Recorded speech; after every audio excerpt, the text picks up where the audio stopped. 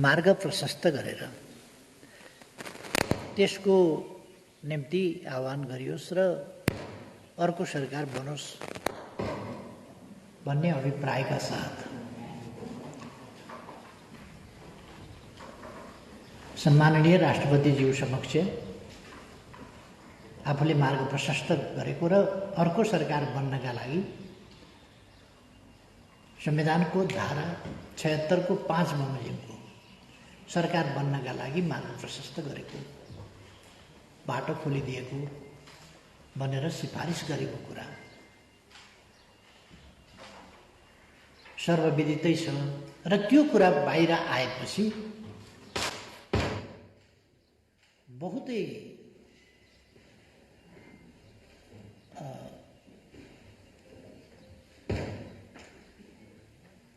कृत्रिम नाटकीय व्याख्याहरू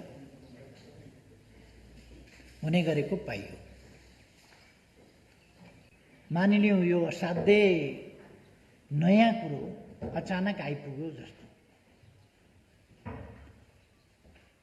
यदि यो नगरीय र विश्वासको मत लिएको भए विश्वासको मत प्राप्त हुँदैन थियो भन्ने कुरा त्यो स्पष्ट छ।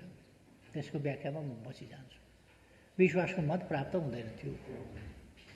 फेरि जाने संविधानको धारा 5 कै प्रक्रियामा हो। त्यसो भइसकेपछि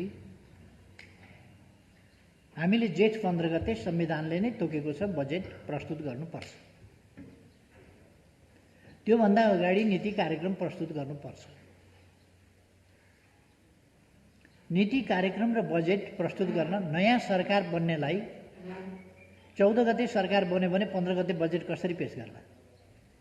13 गते 12 गते 11 गते सरकार बन्यो भने बजेट कसरी पेश गर्ला? आफ्ना नीतिहरू कसरी सूत्रीकृत गर्ला? कार्यक्रमहरू कसरी तर्जुमा गर्ला? हामीसँग समय धेरै छैन। आज 7 गते भइसक्यो। त्यसकारण हामीले समय लिएर विश्वासको मत लिने कर्मकाण्ड पूरा गरेर अनि विश्वासको मतबाट फेरि पराजित भएर 5 मा गइरहने समयको सुविधा हामीलाई छैन। 5 मै जान पर्ने भइसकेपछि प्रधानमन्त्रीले मार्ग प्रशस्त गरिदिनु र सरकार गठनको बाटो खोलिदिनु समयको चापको हिसाबले र परिस्थितिको हिसाबले उचित मात्रै होइन कि अपरिहार्य भइसक्यो, अत्यावश्यक भइसक्यो। तसर्थ अर्को सरकार बनोस्, वैकल्पिक सरकार बनोस् भनेर वैकल्पिक सरकार निर्माणका लागि आह्वान गर्नका निम्ति यो कुनै छलेर सरकार जोगाउन छलेर सरकार कब्जा गर्न खोजिएको छैन। यो सिलसिला गत 1 वर्षभन्दा बढी समयदेखि चलेको छ। सरकार अरू सबै कुरा छोडेर सरकार परिवर्तनको एकमात्रै उद्देश्य अथवा प्रधानमन्त्रीलाई पदबाट हटाउनु मात्रै उद्देश्य कुनै विकास निर्माणका काम नभएर होइन, अरू कुनै उपयुक्त कारणका साथ होइन, आग्रहवश र आफू सरकारमा पुग्ने इच्छा वा अस्थायी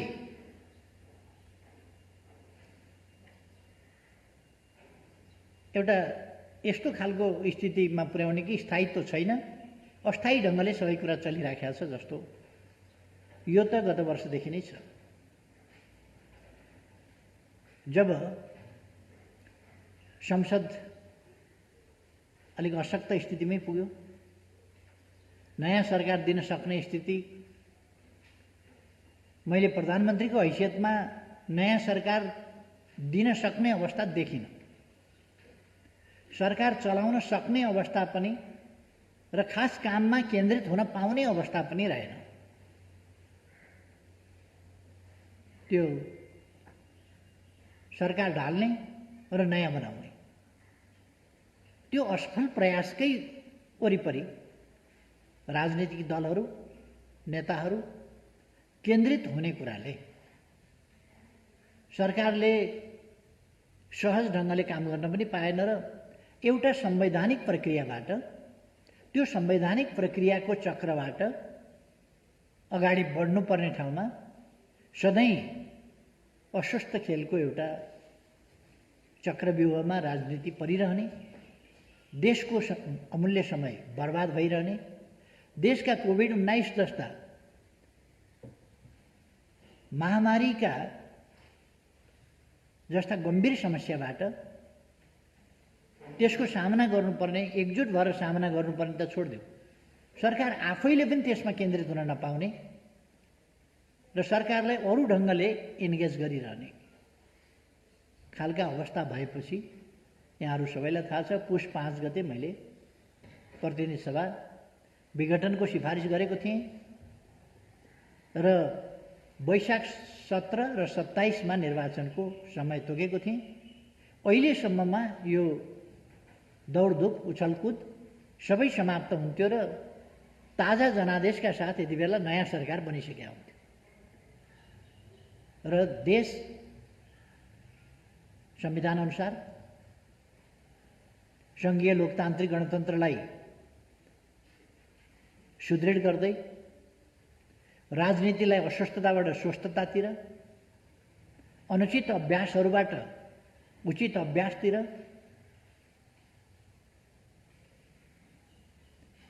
संसदीय गणितको गोटी सारे झैँ उर्तिर पर्तिरका खेलको चङ्गुलबाट राजनीति मुक्त हुने र ताजा जनादेशमा गएर जनताको मूल्याङ्कन के छ, जनताको अभिमत के छ र जनताले आदेश के दिन्छ त्यसअनुसार राष्ट्रिय राजनीति चल्ने, सरकार गठन हुने, चल्ने, यी सबै कुरा जनताको मूल्याङ्कनका आधारमा, जनताले दिएको ताजा जनादेशका आधारमा चल्ने कुरा उपयुक्त हुन्छ भनेर नै मैले प्रतिनिधि सभा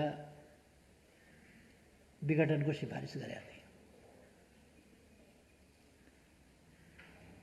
संविधानका व्याख्या, संविधान व्याख्या नहुने चिज होइन, व्याख्या हुने चिज हो। व्याख्या गर्दा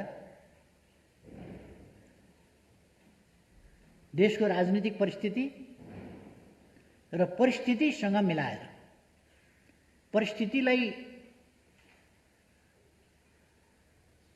विश्लेषण गर्ने र परिस्थितिमा पैदा भएका समस्याहरू समाधान गर्ने गरी नै संविधानको कार्यान्वयन हुने हो। त्यसअनुसार नै मैले राजनीतिक विश्लेषण, संविधान वा संवैधानिक प्रावधानहरूको सजीव व्याख्या र देशको समस्या समाधान गर्दै देशलाई अगाडि बढाउने संविधानको प्रयोजन, मर्म, भावना र व्यवस्था अनुसार नै विघटन गरे। अदालतको व्याख्या फरक रह्यो र प्रतिनिधि सभा पुनर्स्थापित भयो। त्यसबेला के भनियो भने अविश्वासको प्रस्तावबाट भाग्न, सरकार नछोड्न प्रतिनिधि सभा विघटन गरियो भनियो र पुनर्स्थापना भएपछि मैले भने अविश्वासको प्रस्ताव राख्नुहोस्। तर 2.5 महिनासम्म अविश्वासको प्रस्ताव आएन, किची पनि गएन, किची पनि छँदैछ, अविश्वास पनि आउँदैन। त्यस्तो अवस्थामा मैले राजीनामा माग्ने काम भइराखेको छ। संसदीय अभ्यास अनुसार, प्रक्रिया अनुसार राजीनामा माग्ने होइन, तपाईहरू अविश्वासको प्रस्ताव राख्नुहोस्, पास गर्नुहोस्, सरकार गठन गर्नुहोस् भनेर मैले आग्रह गरेँ।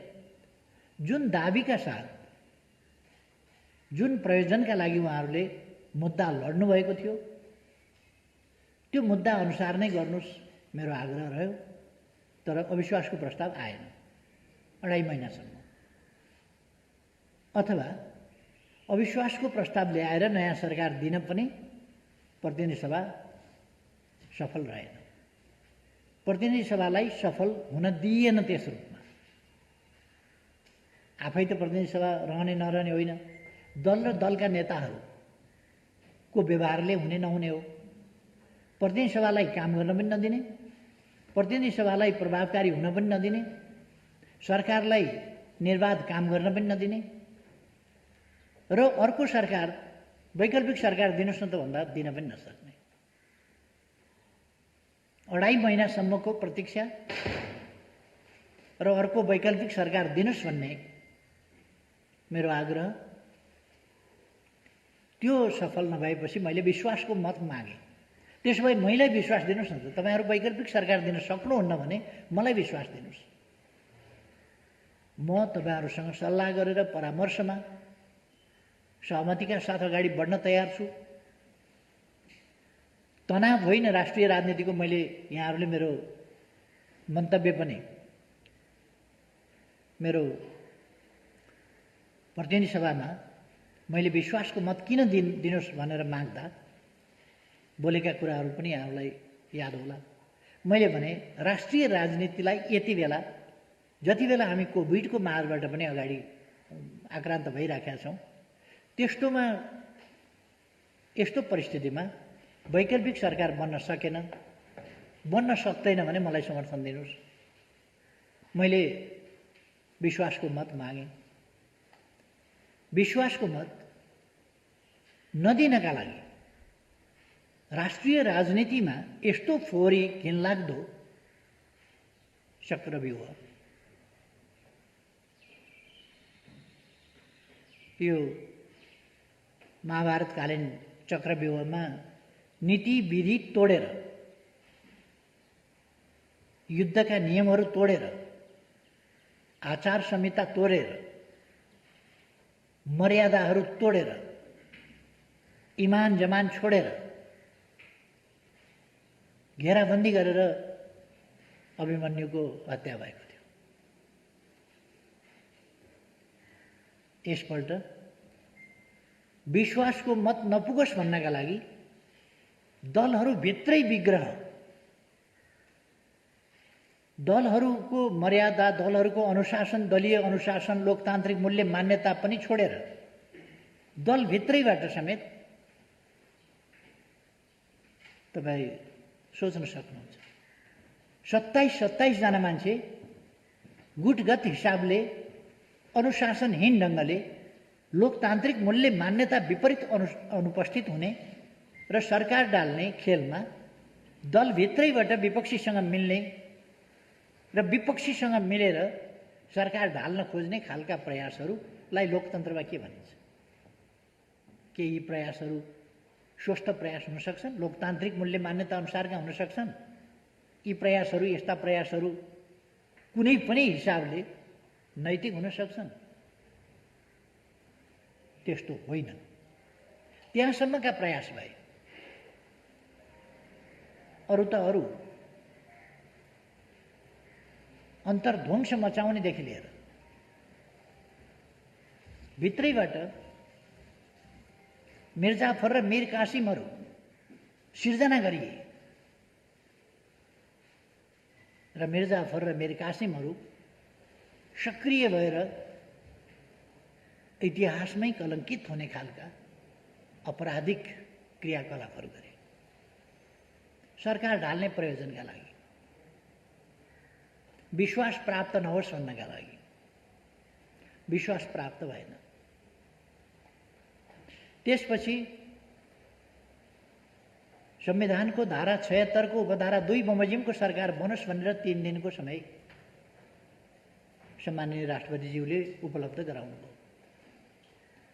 फेरि विकल्प पनि दिन नसक्ने, वैकल्पिक सरकार पनि दिन नसक्ने।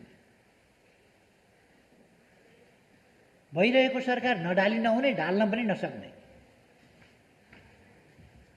त्यसलाई काम गर्न पनि नदिने, अर्को सरकार बनाउनुहोस् भन्दा अर्को सरकार पनि नबनाउने, अनि विश्वासको मत लिँदा यहाँहरूलाई सम्झना होला, विश्वासको मत प्राप्त गर्दिन भन्ने थाहा हुँदाहुँदै विश्वासको मत लिन किन आएको यहाँ? किन यो नाटक मञ्चन गरेको विश्वासको मतको? पाउँदिन भन्ने त थाहा थियो। यो विपक्षी दल होस् या अरू सरकारमा असहभागी विपक्षीहरू, प्रमुख प्रतिपक्षले पनि त्यही भाषा बोल्यो। पाउँदिन भन्ने थाहा हुँदाहुँदै किन आएको? अरू विपक्षी दलहरूले पनि त्यही बोले, पाउँदिन भन्दा भन्दै किन आएको?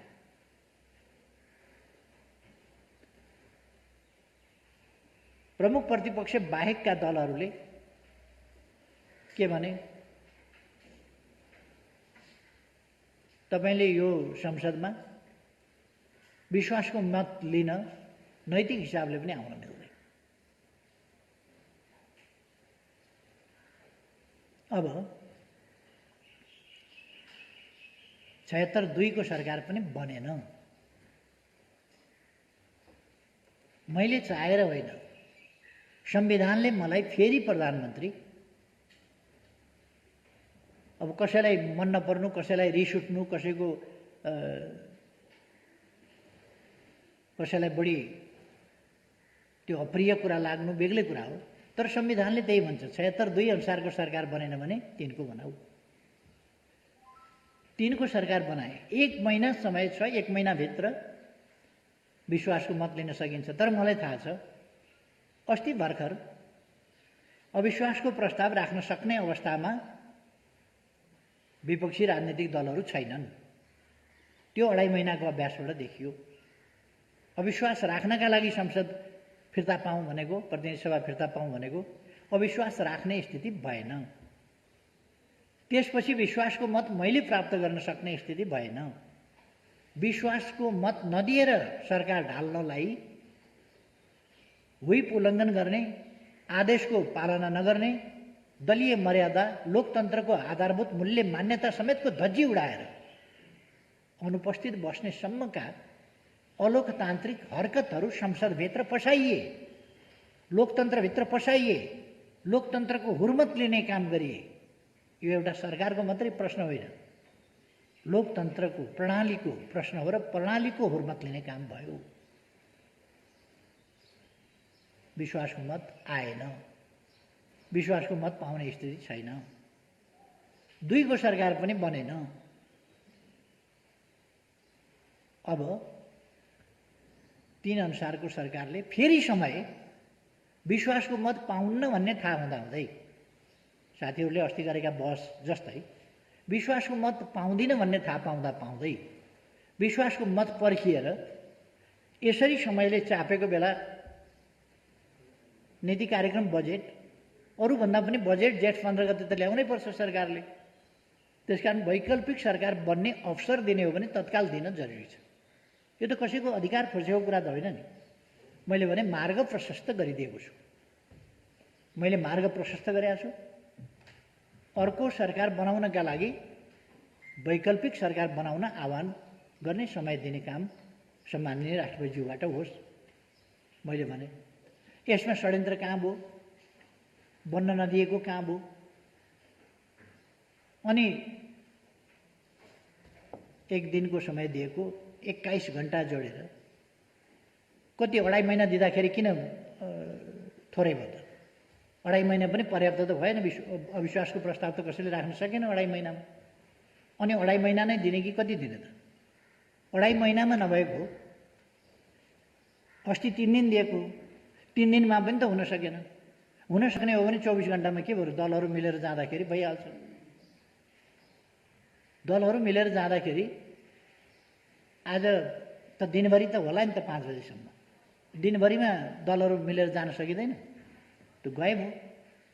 वैकल्पिक सरकार बनाए भयो। वैकल्पिक सरकार बनेमा मैले स्वागत गर्नेछु। अथवा म फेरि पनि आह्वान गर्छु, कुनै षड्यन्त्र होइन, तपाईहरु सरकार बनाउनुहोस्, वैकल्पिक सरकार बनाउनुहोस्। म दलहरूलाई, दलका नेताहरूलाई आग्रह गर्छु, बनाउनुहोस् वैकल्पिक सरकार। मेरो रचनात्मक सहयोग हुनेछ। यस्तो सधैँको खिचखिच, सधैँको किचपिच होइन। सहयोगका साथ मेरो दल त्यस सरकारलाई सहयोगी भावनाका साथ अहिलेको कोभिडको विरुद्ध र अघि पछि पनि अरू इस्युमा पनि सहयोगी भावनाका साथ मेरो दल प्रस्तुत हुनेछ। सरकार बनाउनुहोस्। सक्नुहुन्न भने मलाई समर्थन गर्नुहोस्। कसले विघटन गर्न खोज्यो संसद, मलाई समर्थन गर्नुहोस्। मैले अस्ति पनि भने समर्थन गर्नुहोस्। समर्थन पनि नगर्ने, आफू बनाउन पनि नसक्ने कि मलाई समर्थन गर्नुहोस्, राष्ट्रिय सरकार बनाऊ, आउनुहोस् न त। समर्थन मात्रै गर्ने होइन, सहयात्रा गरौँ। कोभिडका विरुद्ध यसरी लड्नु छ। कोभिडका विरुद्ध साझा लडाइँ लडौँ, संयुक्त लडाइँ लडौँ कोभिडका विरुद्ध। सबै सरकारमा सामेल हौँ। यति बेर यो महामारीका बेला राष्ट्रिय सङ्कट, अन्तर्राष्ट्रिय सङ्कटको एउटा स्थिति बनिराखेको छ। यस्तो बेलामा हामी सबै मिलेर कोभिड-19 विरुद्ध लडौँ, राष्ट्र एकजुट भएर लडौँ। तपाईँहरू बनाउनुहोस्। रचनात्मक भूमिका हाम्रो हुनेछ। छलफल गरौँ। अझ मैले आज बिहान मात्रै शेरबहादुर देउवाजीलाई फोन गरेर कुरा गरेँ। तपाईँहरू सरकार बनाउनुहोस्। हामी प्रतिपक्षमा बसेर शान्त, संयमित र सहयोगी भूमिकाका साथ प्रस्तुत हुनेछौँ। तपाईँहरू बनाउनुहोस् सरकार। होइन राष्ट्रिय सरकार बनाऊ, आउनुहोस् मेरो नेतृत्वमा राष्ट्रिय सरकार बनाऊ। मैले सबैलाई समेटेर साझा समस्याका विरुद्ध लड्नका निम्ति भूमिका खेल्नेछु। मैले अर्को पनि भने, तपाईहरू राष्ट्रिय राजनीतिलाई विभाजित बाटोमा लाने मात्रै प्रयास नगर्नुहोस्। यदि तपाईहरूको उपयुक्त विकल्प केही छ भने त्यो प्रस्तुत गर्नुहोस्, म त्यसमा पनि भन्छु। उपयुक्त विकल्प केही छ भने प्रस्तुत गर्नुहोस्। कमसेकम हिम्मतका साथ विकल्प यो हो, यस विकल्पमा संयुक्त रूपले जाउँ भनेर भन्नुहोस्। त्यो पनि उहाँहरू गर्न नसक्ने। उहाँहरू पोलिटिक्सलाई, राजनीतिलाई कन्फ्रन्टेसनतिर, तनावतिर, परस्परमा घृणातिर, हिजोदेखि आजसम्म बोलिएका, हिजो बेलुकादेखि आजसम्म बोलिएका हामी भाषाहरू हेरौँ। कस्ता भाषा, गाली गलौज। संविधान के भयो? कसले थिचोमिचो गर्यो संविधानमाथि? वैकल्पिक सरकार बनाउन छोडिदिँदाखेरि पनि संविधानमाथि थिचोमिचो हुन्छ। मार्ग प्रशस्त गरिदिँदाखेरि पनि थिचोमिचो हुन्छ। कन्क्लुजन त्यही हो। अनि म लिन्न, मैले हात उठाएँ, म हार्छु। विश्वासको मत लिएँ भने म हार्छु, हारेपछि 5 मा जाने हो। अब 5 मै जाने हो भने जाउँ नि त 5 मै। त्यसैबाट तपाईँहरू सरकार बनाउनुहोस् र नीति कार्यक्रम बजेट सबै पेश गर्नुहोस् भन्ने कुरा के यो सङ्घीय लोकतान्त्रिक गणतन्त्र विरुद्ध हुन्छ? के यो लोकतन्त्र विरुद्ध हुन्छ? के यो संविधान विरुद्ध हुन्छ? के यो आजको आवश्यकता विरुद्ध हुन्छ? के कोभिडका विरुद्ध संयुक्त ढङ्गले लड्ने हाम्रा आवश्यकताका विरुद्ध हुन्छ? यो राष्ट्र यति बेला तनावतर्फ होइन, तनाव शिथिलीकरण र एकताबद्ध भएर अगाडि जानुपर्ने बेला। तनाव मात्रै किन गर्ने? कोही राष्ट्रपतिलाई महाअभियोग लगाउनुपर्छ भनेको छ। राष्ट्रपतिलाई महाअभियोग लगाउने आक्रोश, कुण्ठा अथवा के हो यो? राष्ट्रपतिलाई हामीले संविधानमा के अधिकार दिएका छौँ? प्रधानमन्त्रीमाथि ल्याऊ न, अविश्वास प्रस्ताव ल्याऊ, बहुमत ल्याऊ, बनाऊ, सरकार बनाऊ भनेकै छ त। अविश्वास प्रस्ताव पनि ल्याऊ भनेको, अर्को सरकार बनाऊ भनेकै हो। अहिले पनि भनेको छ वैकल्पिक सरकार बनाऊ भनेर साथीहरूलाई भनेको छ। अनि प्रधानमन्त्रीले संविधानमा लेखेको कुरा के छ भने प्रधानमन्त्रीले जे सिफारिस गर्छ, मन्त्री परिषदको सिफारिस प्रधानमन्त्रीद्वारा जे राष्ट्रपति कहाँ जान्छ त्यही राष्ट्रपतिले गर्नुपर्छ। अनि राष्ट्रपति माथिको आक्रोश किन? यो गणतन्त्र विरुद्धको खेल हो। यो राष्ट्रपतिको विरोध, गणतान्त्रिक संस्था, गणतान्त्रिक प्रणाली र गणतन्त्रको सर्वोच्च संस्था, गणतन्त्रको प्रतीक हो राष्ट्रपति। राजतन्त्रको प्रतीक हुन्छ राजा, गणतन्त्रको प्रतीक हुन्छ राष्ट्रपति। राष्ट्रपति राजतन्त्रमा हुँदैन, राजा गणतन्त्रमा हुँदैन। त्यस अवस्थामा राष्ट्रपतिको हुर्मत लिने काम, राष्ट्रपतिको अपमान गर्ने काम, राष्ट्रपति संस्थाको मर्यादा घटाउने काम आफ्नो पार्टीको भएन वा आफ्नो स्वार्थ अनुसार भएन भने राष्ट्रपतिका संवैधानिक सीमा र काम कर्तव्यहरू त बुझ्न पर्छ होला नि। अर्को, हामी कस्तो सभ्य असभ्य के समाज निर्माण गर्न खोजिरहेका छौँ? हामीले सभ्य समाज निर्माण गर्नु पर्दैन। म जवाबदेही छु प्रधानमन्त्रीको हैसियतमा। मैले गरेको सिफारिसप्रति म जवाबदेही छु। पहिले पनि म जवाबदेही थिएँ, मैले गरेको हो। अहिले पनि म जवाबदेही छु, मैले गरेको हो। राष्ट्रपति समक्ष सिफारिस। र यहाँ संविधानको व्याख्या गर्ने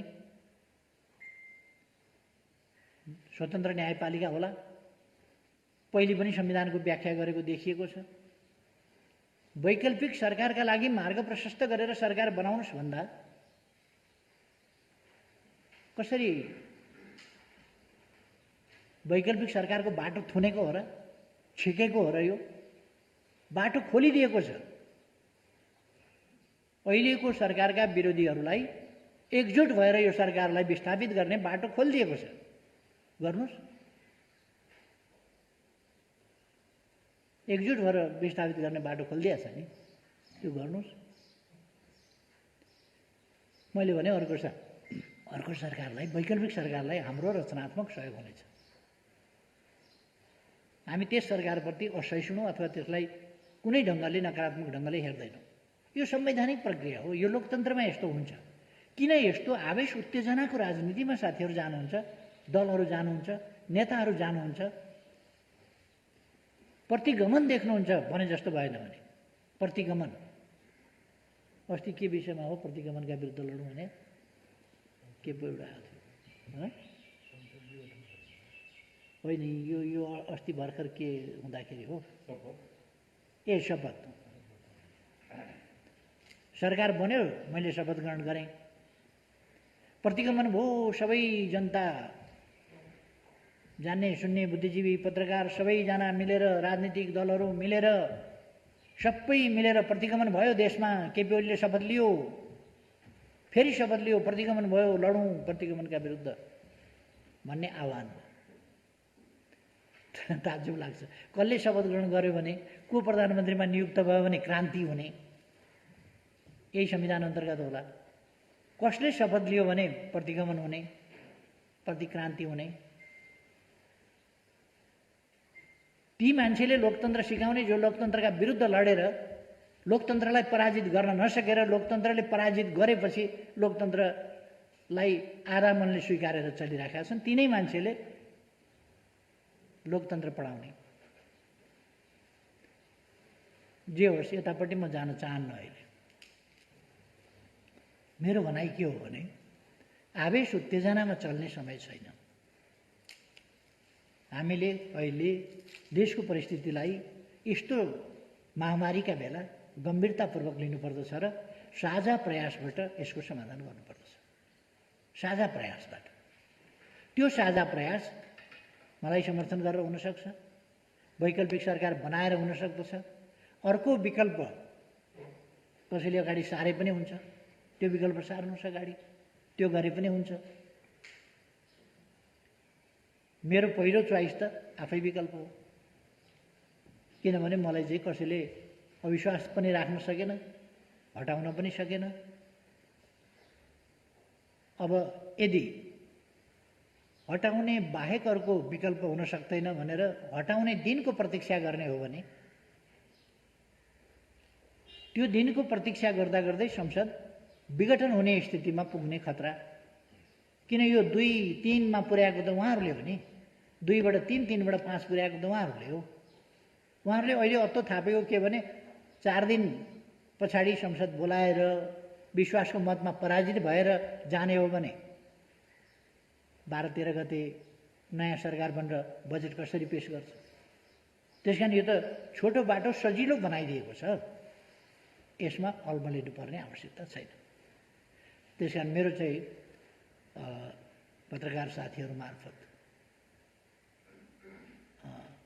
तपाईहरूलाई पनि यस विषयलाई सही ढङ्गले बुझिदिन म आग्रह गर्न चाहन्छु।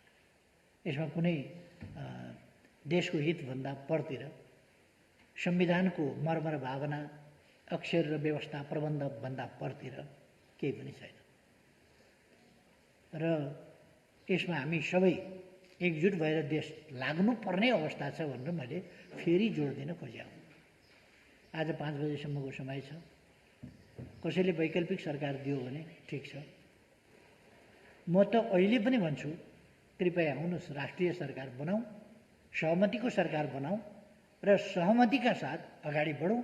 सहमतिका साथ कोभिड-19 जस्ता कुराहरूको सामना गरौँ र देशलाई विकासको बाटोमा अगाडि लैजाउँ। लोकतन्त्रलाई स्वस्थ ढङ्गले सुदृढ गर्दै अगाडि जाउँ। अस्वस्थताको बाटोबाट लोकतन्त्र भनेको एउटा स्वस्थताको प्रणाली हो। लोकतन्त्र भनेको अत्तो थाप्ने प्रणाली होइन, सही कुरामा चल्ने प्रणाली हो। त्यसकारण तथ्य सत्यमा आधारित भएर अगाडि बढौँ, स्वस्थताका साथ अगाडि बढौँ, लोकतन्त्रलाई सुदृढ गरौँ। यही कुरा मैले भन्न खोजेको हुँ। फेरि एकपल्ट दोहोऱ्याएर भन्न चाहन्छु, राष्ट्रिय सहमति कायम गरौँ, सहमतिको सरकार बनाएर अगाडि जाउँ, सहमतिका साथ राष्ट्रिय समस्या समाधान गरौँ। यही मेरो आग्रह। धन्यवाद छ। अब साथीहरूका जिज्ञासाहरू पनि म सोध्छु।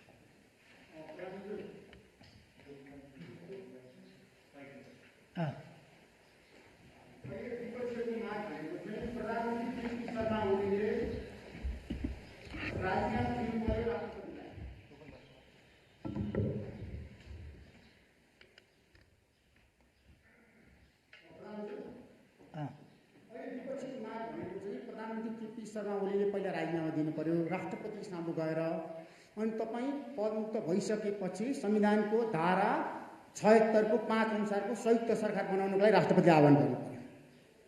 अहिले माग भनेको त्यसो भएन भने राष्ट्रपति विरुद्ध र प्रधानमन्त्री विरुद्ध हामी मोर्चाबन्दी कसेर जान्छौँ र प्रधानमन्त्रीलाई पनि हटाउँछौँ। यदि संसदबाट हटाउन सक्यो भने सडकबाट हटाउँछौँ र राष्ट्रपतिमाथि महाभियोगको प्रस्ताव ल्याउँछौँ भनेर अहिले शेरबहादुर देउवा घरमा मिटिङमा एउटा निष्कर्ष निकालेको छ। त्यसमा चाहिँ तपाईँको पार्टीको वरिष्ठ नेता माधव नेपालले पनि के भन्नुभयो भनेदेखि अहिले भर्खरै म अब केपी शर्मा ओलीको विरुद्धमा जान्छु, सकेसम्म म 40% पुर्याएर ल्याउँछु, पार्टी फोरेर म प्रधानमन्त्री बन्छु, होइन भने तपाईँहरू प्रधानमन्त्री बन्न तयार हुनुहोस्, म साथ दिन्छु भनेर आउनु भएको छ। अब माधव नेपाललाई तपाईँ कसरी कारवाही गर्नुहुन्छ? कार्यदल बन्यो र रामलाल थापाबादल यहीँ हुनुहुन्छ, तपाईँको उम्मेदवार, उहाँलाई पराजित गरी राष्ट्रिय सभामा। अब तपाईँ पार्टीभित्र अनुशासन कसरी कायम गर्नुहुन्छ? पहिलो प्रश्न। दोस्रो प्रश्न, अबको स्थितिमा यदि 5 बजेसम्म कुनै पनि पोलिटिकल पार्टीले बहुमत पुर्याउने सम्भावना देखाएको छ, तपाईँ चाहिँ आफू बहुमत पुर्याएर जानुहुन्छ जानु राष्ट्रपतिसँग? हिजो राति जानुभयो भयो, त्यहाँ संसद पुगेको छैन बहुमत। यदि तपाईँले बहुमत पुर्याउन सक्नु भयो भने तेस्रो प्रश्न, अब संसद विघटन गर्नु, यसको दोष कसलाई दिनुहुन्छ? सामान्य कुरा छ।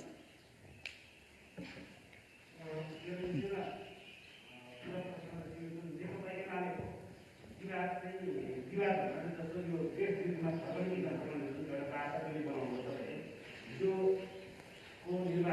समाजको उपनिर्वाचनपछि अब यो राष्ट्रपतिको अस्तित्व कायमै छ कि अब इन्डियनमा आफ्नै पक्षसँग तपाईँ इन्डियमै रहनुहुन्छ कि अब प्रक्रिया पनि हो? त्यस प्रश्न राख्नु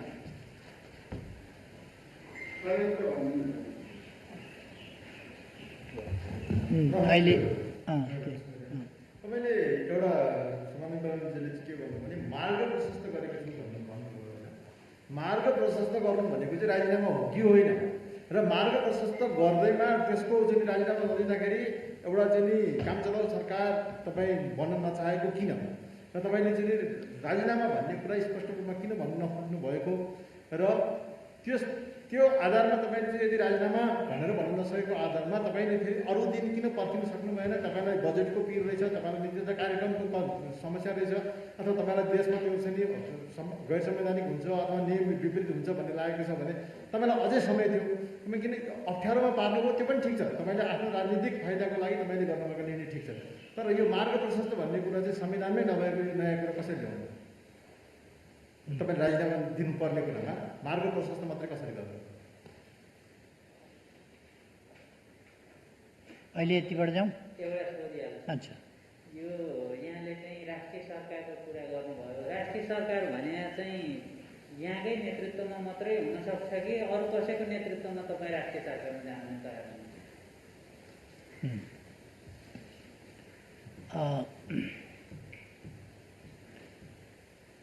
चारवटा प्रश्न आए। चारवटा प्रश्नमा अरू 2-3वटा प्रश्न पनि मिसिएको छ जस्तो लाग्छ।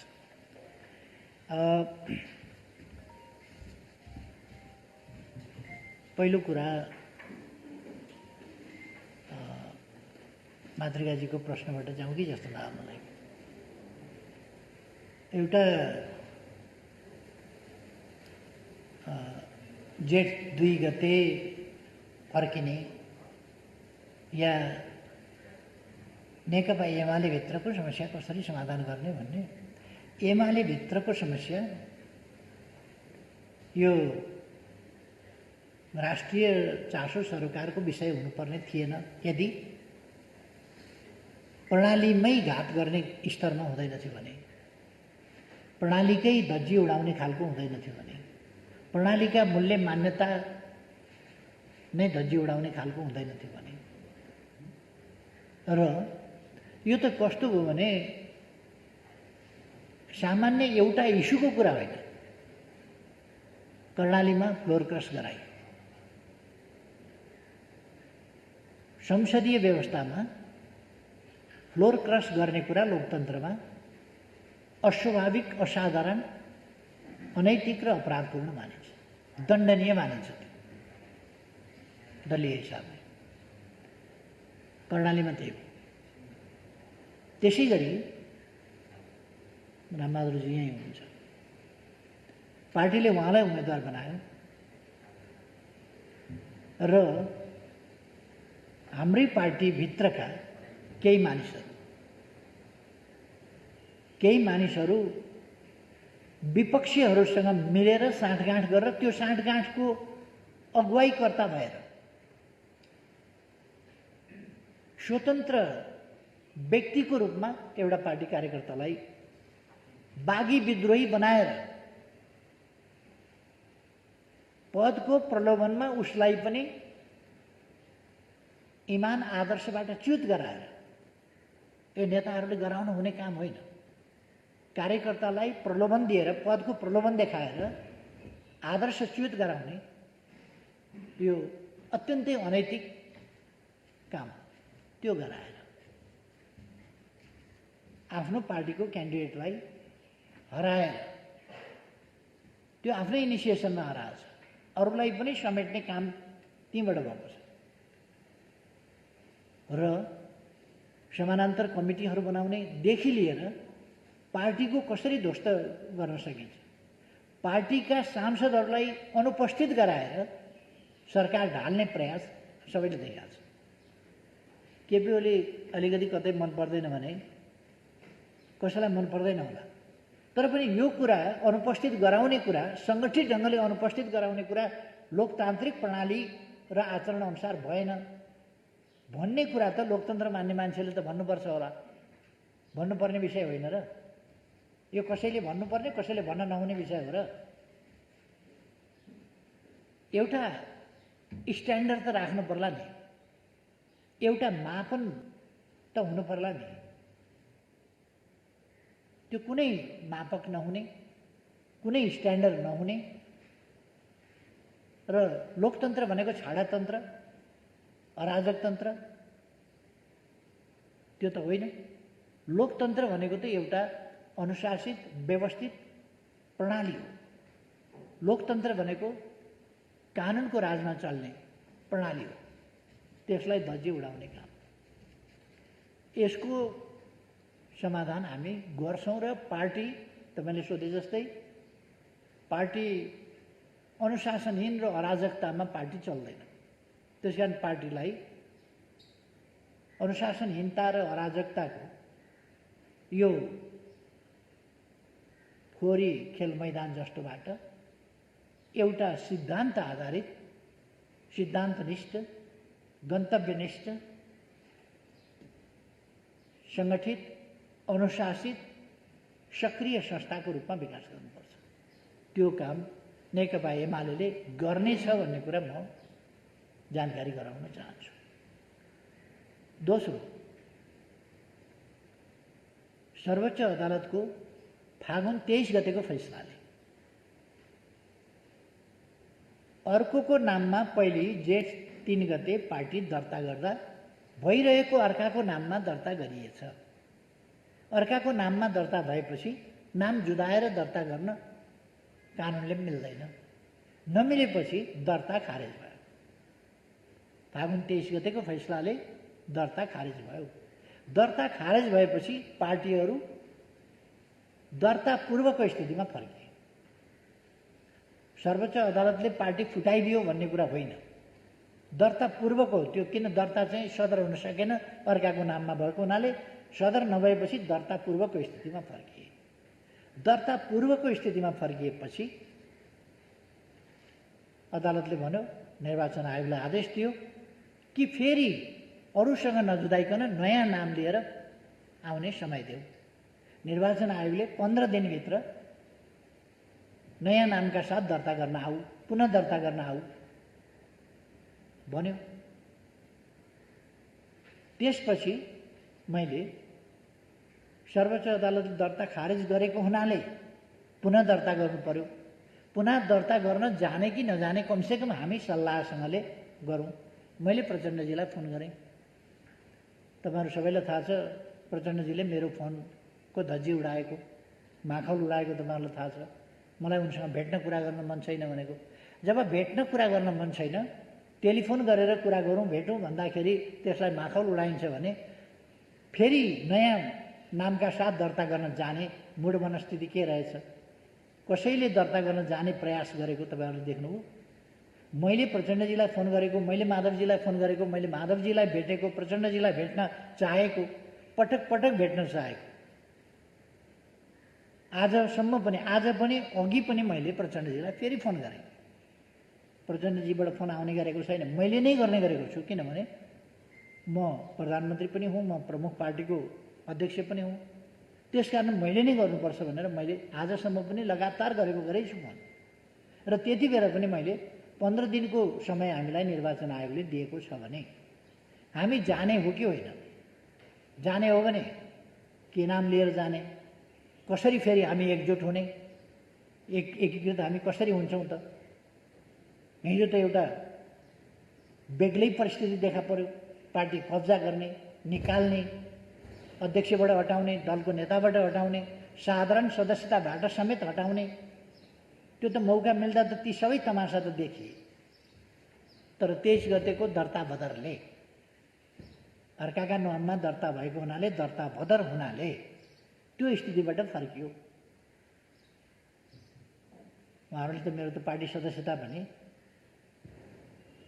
पार्टी सदस्यता पनि कमसेकम पार्टी सदस्य भएको 52 वर्षपछि उहाँहरूले मेरो पार्टी सदस्यता त झ्वाम पारिदिनु भएको थियो। त्यसबाट त्यो फैसलाले स्वतः फिर्ता भयो। अरू साथीहरूको पनि त्यस्तै हो। अब जेठ 2 गते पुग्ने भनेको के हो भन्दा दर्ता पूर्वको स्थितिमा फर्किने हो। यसबीचमा भए गरेका कामहरू एकीकरणलाई हामीले अस्वीकार गरे हो र त्यो त लिगल कुरा हो। दर्ता पूर्वको स्थितिमा गयो। हामीले पार्टी एकीकरण गऱ्यौँ, त्यो त सत्य हो। एकीकरण हाम्रो चाहना थियो, हामीले गरेको हो एकीकरण। एकीकरण कायम छ। एकीकरणको हाम्रो आकाङ्क्षा पनि कायम छ, हाम्रा प्रयास पनि कायम छन् र त्यो एकीकरण अझ अगाडि बढाउँ भन्ने हाम्रो चाहना हो। तर त्यो अघि बढाउन केही मान्छेहरूले मानेनन्, पुनः दर्ता गर्न जान मानेनन्। माधवजी पेरिस डाँडाबाट एकीकरण भएर कसरी दर्ता गर्न जाने भन्नु भएन। उहाँले आफ्नो आफ्नो पार्टी गरी खाने भन्नुभयो, फर्किनुभयो। प्रचण्डजी एकीकृत भएर जाउँ भन्नु भएन, विदाई गर्नुभयो उहाँले। मैले फोन गरेर एकीकृत ढङ्गले नै अगाडि बढ्ने बाटो समाउँ भन्दा उहाँले अस्वीकार गर्नुभयो। यस स्थितिमा यो पार्टी अलग अलग हुने स्थिति बनेको हो। यसमा हामीले चाहिँ अलिकति स्पष्ट हुनुपर्छ। र जेठ 2 गते पुग्ने भनेको त्यो अर्थ हो। तर जेठ 2 गते पुग्दा स्वाभाविक रूपमा एकीकरण भएको, एकीकरणको प्रक्रिया 3 वर्ष चलेको, एकीकृत पार्टी बनेको, दर्ता मात्रै बदर भएर हामीले नयाँ पार्टी लानुपर्ने ठाउँमा केही साथीहरू नयाँ दर्ता गर्न अनिच्छुक भएको। अहिलेको स्थिति के हो भन्दाखेरि कानुनी रूपले दर्ता खारिज भयो र दर्ता पूर्वको स्थितिमा पुग्यो। एकीकरण कायम छ। यो पोलिटिकल कुरा हो। एकीकरण कायम छ। केही साथीहरू पुनः दर्ता गर्न जान इच्छा गर्नु भएन, मान्नु भएन, अस्वीकार गर्नुभयो। त्यसकारण पुनः दर्ता माओवादी केन्द्र र एमाले पुनः दर्ता गर्न जाने स्थिति भएन। त्यसो भएपछि अलग अलग नाममा पार्टी बसे, तर एकीकरण कायमै रह्यो। जो दर्ता गर्न जान मन्जुर थियो एक्लै जाने कुरा भएन। एक्लै जान त मिलेन। एक्लै जान नमिलेको हुनाले दर्ता गर्न जाने कुरा भएन। संयुक्त रूपमा उहाँहरू मान्नु भएन र दर्ता पूर्वको स्थितिमा फर्किँदा माओवादी केन्द्र र एमाले भयो। एकीकरण सहित हामीले एमाले नाम मन्जुर गर्नु पर्यो। किन नयाँ नाममा त दर्ता हुन जाने कुरा भएन, पुरानै नाममा फर्कियो। नयाँमा नगएपछि एमाले नै नाम भयो। तर यो हाम्रो एकीकृतै पार्टी हो, एकीकरण सहितको पार्टी हो र राजनीतिक रूपमा हामी एकीकृत छौँ। दर्ता पूर्वको स्थिति त्यो हो। त्यसलाई अस्वीकार गर्न सकिँदैन। त्यो एकीकरणबाट आएका साथीहरू जो त्यसरी आए, एकीकृत छन्, एकीकरण छँदैछ। त्यसकारण कोही पनि एकीकृत भएका साथीहरू पूर्व माओवादी केन्द्रमा फर्किएन, एकीकृत पार्टीमै बसे। अवस्था त्यो हो। त्यसकारण यसमा इन्गेज गर्ने कि नगर्ने भन्ने कुरा होइन। हामीले पोलिटिकल्ली गरेको एकीकरण कायम छ, एकीकरणै हो। नाम एमाले भयो, किनभने अर्को नाम लिएर दर्ता गर्न जान अर्को पार्टी मानेन। त्यसपछि हामीले नाम अर्को फेरिरहनु पर्ने आवश्यकता भएन। पहिलेकै जुन थियो त्यही भयो। यसमा म त्यो स्पष्ट गर्न चाहन्छु। र हाम्रो इन्गेज गर्ने कुरा होइन। हामीले समस्या समाधान गर्न खोजेका हौँ, तर उहाँहरूको समस्या समाधान गर्ने मनसाय नदेखिएर हिजोसम्म पनि चरम अलोकतान्त्रिक, अनैतिक, अनुशासनहीन काम हिजो मात्रै पनि गर्नुभएको छ। यसप्रति हामी उहाँहरूसँग यसको हिसाब किताब त गर्नैपर्छ, गर्नेछौँ। अब उहाँले उठाउनु भएको थियो 5 मा जान चाहिँ राजीनामा गर्नै पर्छ भनेर संविधानले कहाँ लेखेको छ? राजीनामा गरेर मात्रै जान पाइन्छ भन्ने राजीनामा त कुरै छैन त्यहाँ। कुरो के छ भने विश्वासको मत ल्याऊ भन्ने छ। विश्वासको मत लिँदा त्यही स्वाभाविक ढङ्गले त्यहाँ पुग्ने हो। विश्वासको मत लिए सर मैले छोडिदिएँ भनेपछि यसमा हलो अड्काउने गोरु पड्काउने चाहिँ किन पर्यो? विश्वासको मत आएन, विश्वासको मत आउँदैन थियो, आएन, मैले छोडिदिएँ। मैले विश्वासको मत पाइनँ, चाहिएन। अनि विश्वासको मत के, विश्वासको मत पाएन भनेर फेरि एकपल्ट विश्वासको मत पाएन भन्ने कुराको रेकर्ड दर्ज गराउने मनसाय वा त्योभन्दा बाहिर त केही पनि हुँदैन। के हुन्छ र? तात्विक अन्तर के छ? त्यसले के कसैको मैले राजीनामा गरेर गए पनि 5 मा पुग्ने हो, मार्ग प्रशस्त गरेर गए पनि 5 मा पुग्ने हो, यसै गए पनि अब 5 मा जाउँ भने पनि 5 मा पुग्ने हो। त्यसले सबैका लागि अप्सन खुला गरिदिया हो। त्यसकारण यो यसमा न्यू बनाएको आदि इत्यादि कुरा त होइन। त्यसर्थ यो एकदमै स्वाभाविक कुरा हो र राजीनामा गरेर जानुपर्छ भन्ने कतै संवैधानिक व्यवस्था होइन, छैन। यदि विश्वासको मत लिन चाहेन भने के गर्ने? मैले चाहिनँ, विश्वासको मत लिन आवश्यक ठानिनँ, मैले ह्यान्डसअप गरेँ, के गर्ने? संविधानमा छैन भने विकल्पमा जाने। विकल्प रोक्नु हुँदैन, विकल्प रोकिएको छैन। अब धमलाजीले उठाउनु भएको कुरा छ, के पोइन्ट थियो अरे?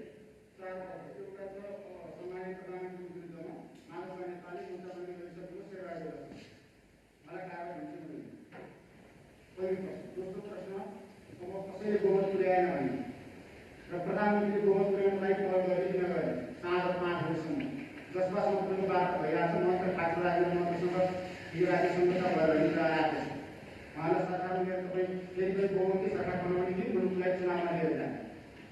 तेस्रो प्रश्न चाहिँ राष्ट्रपिता महामुलाई माओवादी केन्द्र नेपाली कङ्ग्रेस सहमत भइसकेको अवस्था छ, अहिले कसरी हुन्छ? माओवादी र नेपाली कङ्ग्रेस र माओवादी सहमत भइसकेको अवस्था। अनि सहमत हुँदा के हुन्छ? सङ्ख्या दुध उम्लिन्छ। 61 र कति 50,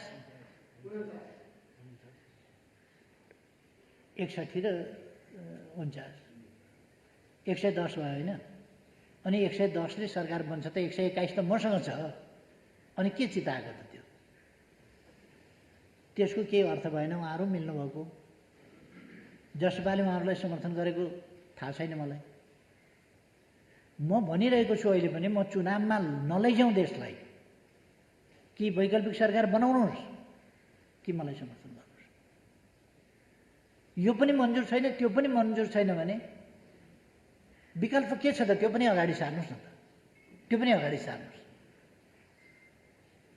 अनि उहाँहरूले मलाई लखेट्ने, उहाँहरूले मलाई लखेट्ने, लखेटेको लखेटै गर्ने, अनि मैले किस्तीमा लगेर चढाइदिनु पर्ने। उहाँहरू कुरा गर्न पनि तयार नहुने। म कुरा गरौँ भनिराखेको छु, उहाँहरू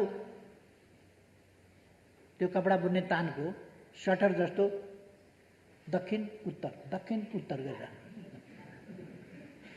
यहाँ बिचमा किन अडिनुहुन्न? बनाऊ सरकार, मिलाऊ भन्दाखेरि किन मान्नुहुन्न? एकैचोटि स्वाटै दक्षिण, एकैचोटि स्वाटै उत्तर, किन?